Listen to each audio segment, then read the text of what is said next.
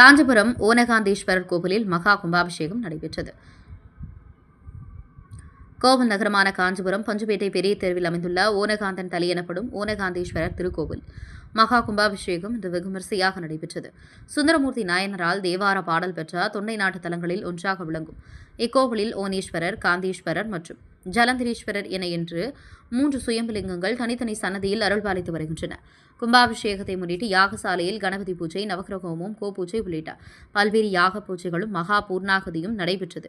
பின்னர் மேலதாளங்கள் முழங்க புனித நதியிலிருந்து கொண்டுவரப்பட்ட நீர் அடங்கிய கலசங்கள் கோபுர கலசங்களுக்கு எடுத்து செல்லப்பட்டு மூலவர் கோபுர கலசத்தின் மீது புனித நீர் ஊற்றப்பட்டு கும்பாபிஷேகம் நடைபெற்றது. கும்பாபிஷேக விழாவில் சிறப்பு அழைப்பாளராக காஞ்சிபுரம் MP செல்வம், திமுக தலைமை செயற்குழு உறுப்பினர் MS சுகுமார், வாலாஜாபாத் வடக்கு ஒன்றிய செயலாளர் PM பாபு, ஒன்றிய கவுன்சிலர் ஹேமலதா, ஆடலரசு உள்ளிட்டோர் கலந்து கொண்டனர். மேலும் இவ்விழாவில் காஞ்சிபுரம் மற்றும் சுற்றுவட்டார பகுதியைச் சேர்ந்த 3000க்கும் மேற்பட்ட பக்தர்கள் பங்கேற்று சாமி தரிசனம் செய்தனர்.